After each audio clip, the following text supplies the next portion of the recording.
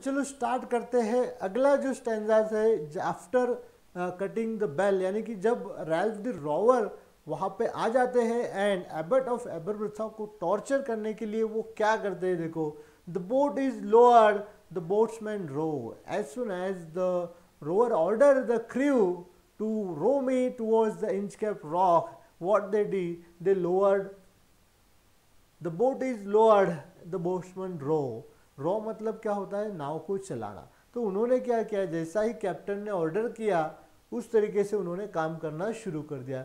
And to the Inchcape Rock they go, and they go towards the Inchcape, and वो उस rock के तरफ। देखिए कितना सिंपल सिंपल लैंग्वेज में यहाँ पे एक्सप्लेन किया है। जो स्टोरी जैसे वो स्टोरी हो चुकी है उसी को उन्होंने क्या किया है, पोएटिक इफेक्ट में म्यूजिकल इफेक्ट देके यहाँ पे लिखा है। And the Inchcape Rock they go, Sir Ralph bent over from the boat and he cut the bell from the Inchcape float. Now what bad activity Rover did, वहाँ पे एक rover ने बहुत बैड एक्टिविटी कर दी है। वहाँ पे जाने के बाद उसने क्या किया, he cut the bell from Inchcape float. जो इंचकैप था जहाँ पे फ्लोट होता था बॉय के ऊपर, वहाँ से उन्होंने क्या कर दिया, वो जो बेल वहाँ पे लगाई हुई थी उसकी रस्सी को काट दिया। वो रस्सी क्या किया, उन्होंने तोड़ दिया। Ralph bent over from the boat, boat पे से उन्होंने क्या किया, उस रस्सी को काट दिया। Down sunk the bell with a gargling sound, अब जैसे ही बेल को कट किया तो वो क्या होगी, नीचे गिर जाएंगी। जैसे कि न्यूटन एप्पल के पेड़ के नीचे बैठा था और एप्पल आके उन पे गिर गया, उसी तरीके से जैसे ही इन्होंने वो बेल को तोड़ दिया तो बेल नीचे गिर गई। संक मतलब past tense of sink, sunk जो है ये पास्ट टेंस ऑफ सिंक।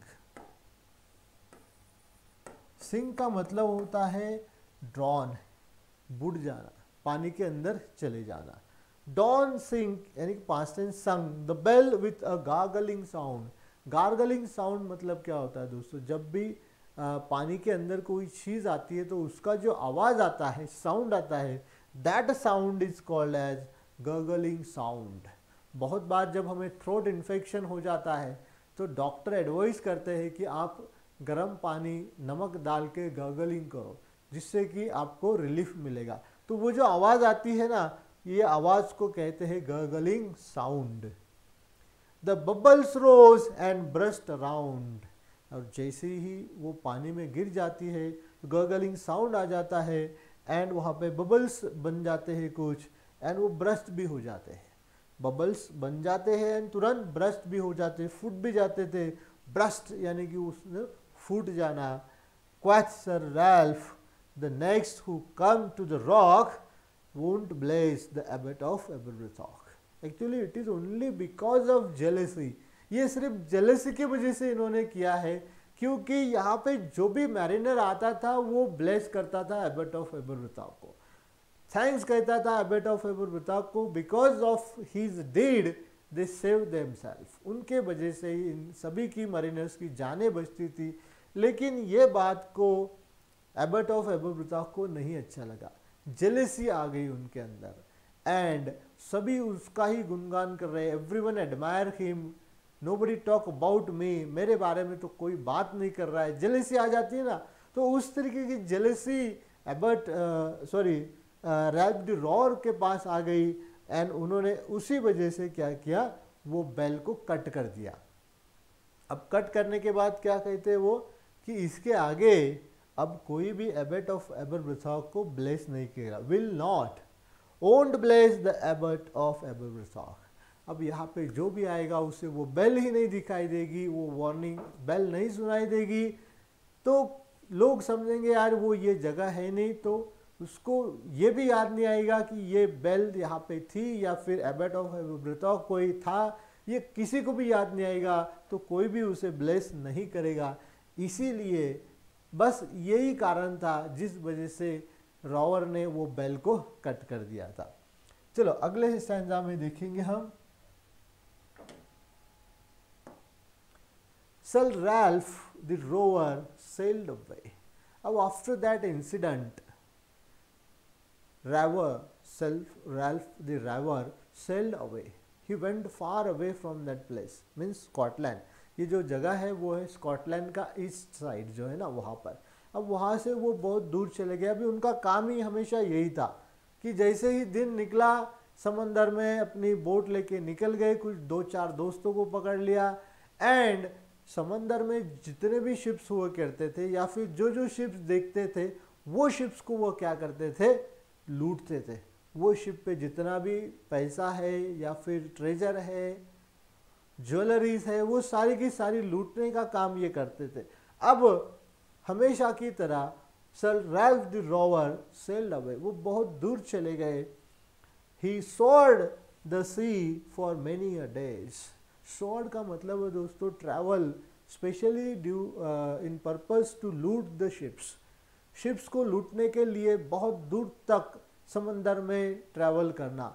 तो वो बहुत दूर तक ट्रैवल करते गए फॉर मेनी डेज, बहुत दिन तक. Now grown rich with plunder store. अभी जो है बहुत सारे शिप्स को उन्होंने लूट लिया. बहुत सारे शिप्स को लूटने के बाद वो क्या हो गए, नाउ ग्रोन रिच. बहुत ट्रेजर आ गया उनके पास, बहुत पैसा आ गया, बहुत. तो उन्होंने क्या किया, उनके पास एक प्लंडर स्टोर हो गया. प्लंडर का मतलब होता है दोस्तों लूट करना. एंड वो जो पैसा, जो ज्वेलरी उनके पास थी, बहुत सारे पैसे आ गए थे, ज्वेलरी आ गई थी, वो वजह से वो क्या हो गए थे, बहुत अमीर हो गए थे, बहुत पैसा आ चुका था. He steer his course for Scotland shore. फिर अब उन्होंने सोचा कि बहुत पैसा आ चुका है, अब हम वापस चले जाएंगे. तो स्टीयर का मतलब होता है टू गो पर्टिकुलर डायरेक्शन.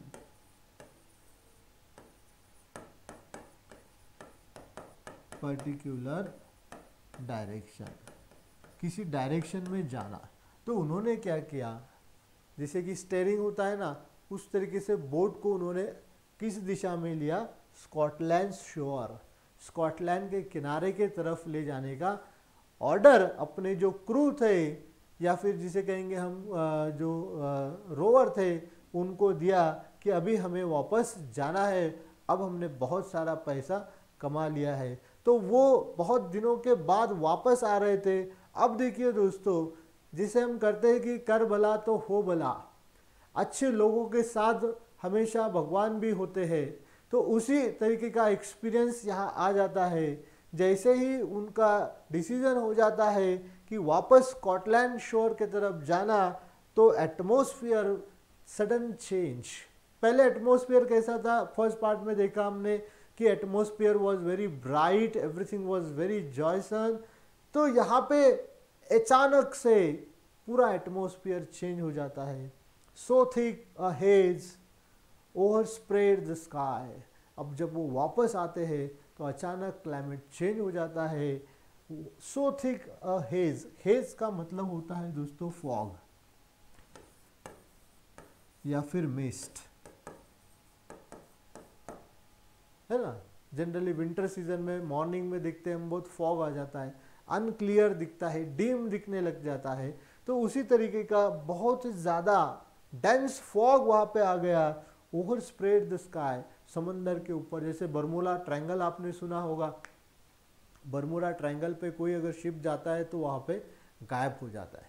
तो गायब होने का बहुत सारे लोगों ने उसके ऊपर रिसर्च भी किया. बहुत सारे बादल्स आ जाते हैं, जो पायलट होता है उन्हें डायरेक्शन नहीं मिल जाता है, उनका जो भी सिस्टम है वो भी काम नहीं करता है एंड वो डायरेक्शन लेस हो जाते हैं. उन्हें ये पता नहीं चलता कि हम किस डायरेक्शन में जा रहे हैं एंड उनका मिसहैप हो जाता है. तो कुछ उसी तरीके का एटमॉस्फेयर एकदम से बदल गया. वहाँ पे एकदम डेंस फॉग आ गया. ओवर स्प्रेड द स्काई, पूरे जितना भी एरिया था पर्टिकुलर जहाँ इनकी शिप थी वो पूरा एरिया ये फॉग के वजह से कवर्ड हो गया. They can't see the sun on high. अब उन्हें सन भी नहीं, जैसे रेनी सीजन में देखो बहुत सारे ब्लैक क्लाउड्स आ जाते हैं तो हमें सन दिखाई नहीं देता है. तो उसी तरीके से इतना डेंस फॉग था वहाँ पर, उस वजह से उन्हें सन भी नहीं दिखाई दे रहा था. सन की जो रोशनी है वो भी दिखाई नहीं दे रही थी. The wind had blown a gale all day. Wind मतलब हवाई इतने जोर जोर से चल रही थी। हैथ का मतलब होता है हैज़। फ्रेंड्स ये भी एक आर्किक वर्ड है। आर्किक मतलब ओल्ड इंग्लिश वाला archaic term.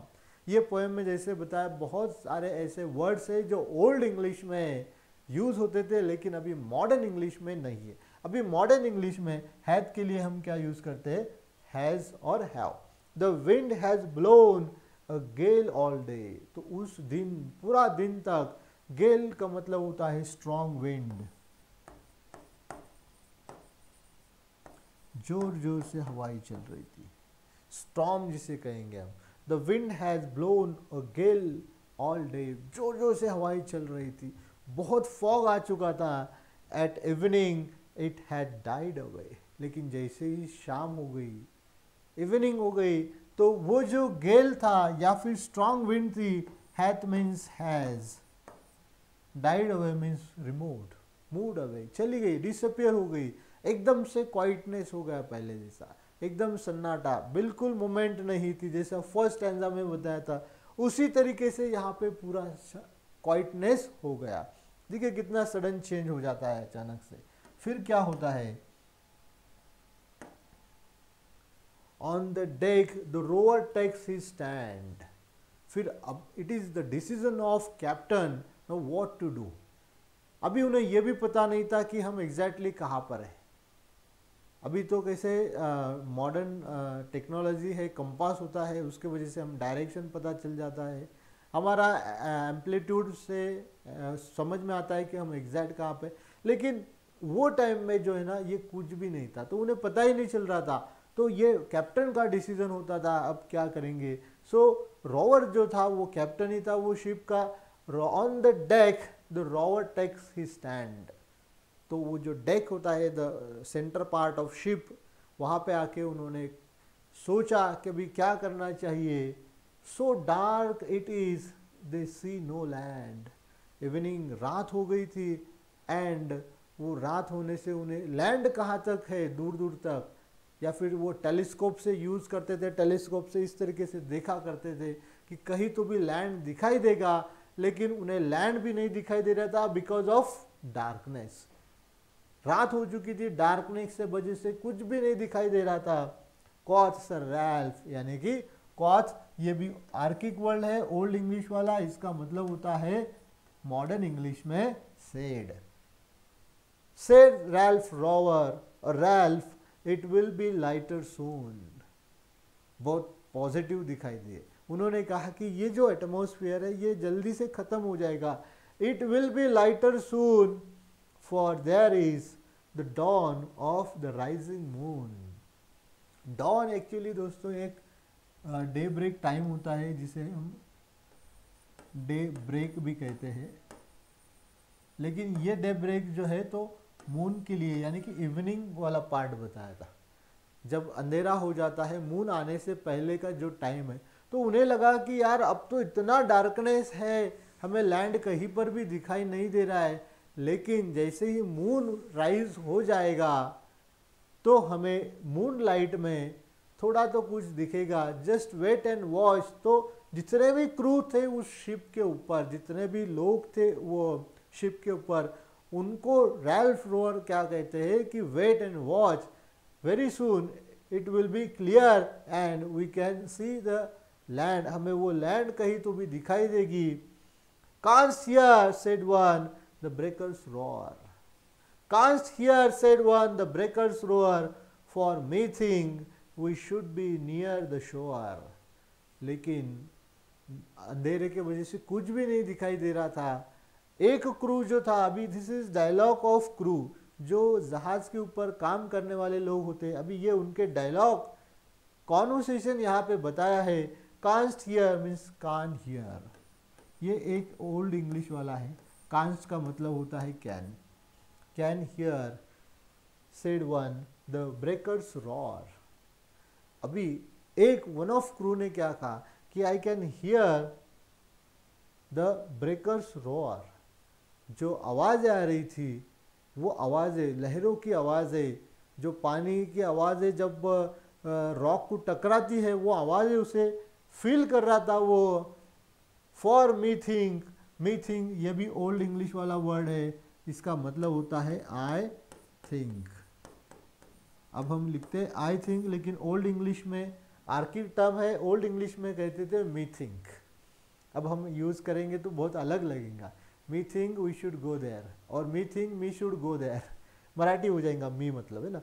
For me think we should be near the shore, वो कहता है कि मुझे ऐसा लगता है कि हम वो शोर के पास आ चुके हैं, किनारे के पास।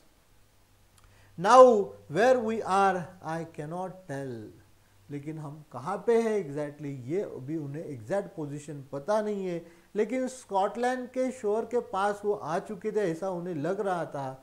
But I wish I could hear the Inchcape bell, but the crew said that if there were a bell we could hear it and we could understand where we are exactly.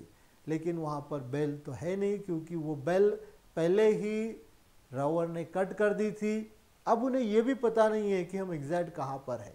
लेकिन one of crew क्या कहता है कि we are very near to the shore, हम वही कहीं तो भी है जहाँ पे वो इंचकैप रॉक था, उसी के पास हम आ चुके हैं। देखिए जैसा कहते हैं ना, हम दूसरों के लिए गड्ढा करते हैं तो खुद ही वहाँ पे आके गिर जाते हैं। They hear no sound the swell is strong, रात का समय हो चुका था, आवाज़ें नहीं चल रही थी, लेकिन हाई टाइड थी। स्वेल का मतलब होता है इंक्रीज,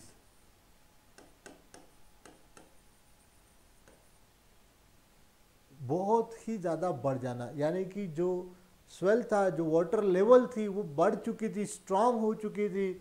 यानी कि जितना भी मान लीजिए यहाँ पे वो इंचकैप रॉक था तो ये पूरा समंदर में चला गया था, इतना ऊपर पानी की लेवल हो चुकी थी। दो the wind hath fallen they drift along, लेकिन कुछ समय बाद क्या होगा था, जो विंड थी हैज़ फॉलन, ये ओल्ड इंग्लिश है, हैथ का मतलब होता है has, the wind has fallen the drift along, drift means move away. उनकी जो बोट थी वो हवा के वजह से दूर चली गई थी, जहाँ से उनका ये एटमॉस्फेयर में घुस जाते हैं वहाँ से लेके बहुत दूर तक वो शिप चली जाती है, उन्हें पता भी नहीं चलता था। Till the vessel strike with a shivering shock, vessel का मतलब होता है दोस्तों शिप, तो उनकी जो शिप है, till the ship strike with a shivering shock, shivering shock means very जोर से धक्का बैठ जाना, जॉल्ट हो जाना। तो जब तक उनकी शिप जोर से वो रॉक पे बम्प नहीं होती, स्ट्राइक नहीं करती, तब तक उन्हें नहीं पता चला O Christ it is the Inchcape Rock. As soon as the ship bump और strike on that rock, Rover cried loudly O Christ, ये तो इंचकैप रॉक ही है जहाँ पे हमारी शिप स्ट्राइक हो चुकी थी। ओ क्रिस्ट, देखिए जब भी इस तरीके का एक्सप्रेशन आता है तो वहाँ पे एक पर्टिकुलर फिगर ऑफ स्पीच होती है, दैट इज ऑपोस्ट्रोफी। तो इसके बारे में हम तो पोएटिक डिवाइस में सारे के सारे लाइन टू लाइन, हर एक लाइन में कौन कौन से फिगर्स ऑफ स्पीच है इसके बारे में तो हम डिस्कस करेंगे ही। तो यहाँ पे इसका एक्सप्लेनेशन देखेंगे। तो he cried aloud that O Christ it was a Inchcape Rock, हम तो वही आ चुके जहाँ पे हमें नहीं आना चाहिए था, दूसरों के लिए गड्ढा किया था लेकिन खुद ही वो गड्ढे में आके गिरे। Self Ralph the Rover tore his hair, he cursed himself in his despair. Friends, ये एक फ्रेज है, टीयर वंस हेयर, मतलब टू बी वरीड, बहुत वरीड हो जाना, टू बी वरीड, बहुत वरीड हो जाना। अब सेल्फ रैप द रोअर, बहुत वरीड हो गए, बहुत क्या कहेंगे हम, परेशान हो गए, टेंशन में आ गए कि अब क्या करना। He cursed himself in his despair, cursed का मतलब होता है कर्स करना, किसी को कोसना, तो उन्होंने खुद को ही कर्स करना स्टार्ट कर दिया। इन his despair means loss, great loss, बहुत बड़ा लॉस हो जाना। अभी ये इनका लॉस था, प्रॉपर्टी तो थी लेकिन लाइफ डैमेज भी हुआ था, सारे के सारे क्रू अब समुंदर में डूबने वाले थे। तो वो खुद को ही कोसने लगे कि यार ये क्या कर बैठे हम। The waves rush in every side. जैसे ही वो पानी में डूबने चालू हुआ, जैसे टाइटैनिक आपने देखा होगा कि कई घंटों तक टाइटैनिक बुड़ता रहा, बहुत सारे लोगों को उन्होंने कॉल किया, किसी ने देखा, लेकिन हेल्प करने के लिए कोई नहीं आया। यहाँ पे भी इनके लिए हेल्प करने के लिए कोई नहीं था, किसी को पता ही नहीं था। तो उनका जो शिप है वो पानी में डूबने लगा, सब तरफ से पानी अंदर आने लगा। The ship is sinking beneath the tide. अब ये जो शिप था वो सिंक मतलब डूबना, तो पानी के अंदर वो क्या हो रही थी, बीनीथ द टाइड, यानी कि पानी के अंदर धीरे धीरे वो डूबना चालू हो गई थी। एंड रॉवर को अपना अंतिम समय वहां पे दिखाई दे रहा था।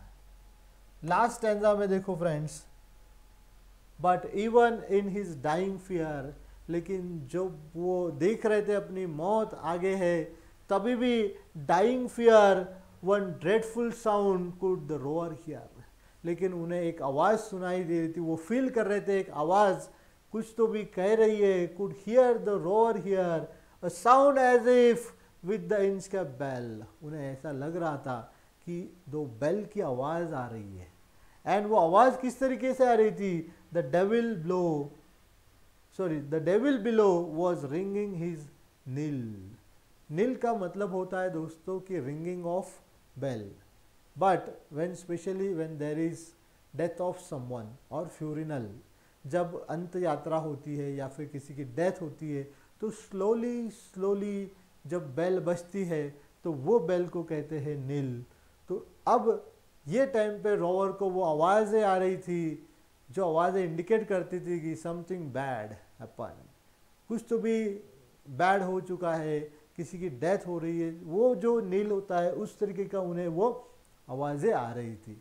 तो फ्रेंड्स देखा हमने कि किस तरीके से रैल्फ द रॉवर ने दूसरों के लिए गड्ढा बनाया था, लेकिन लास्ट में वो उसी गड्ढे में आ पड़े। तो फ्रेंड्स ये जो स्टोरी है एक टाइप की, ये story as you sow so shall you reap, ये प्रोवर्ब को बहुत मैच करती है। बाकी के भी प्रोवर्ब वहाँ पे दिए, टिट फॉर टैट भी दिया गया है ना।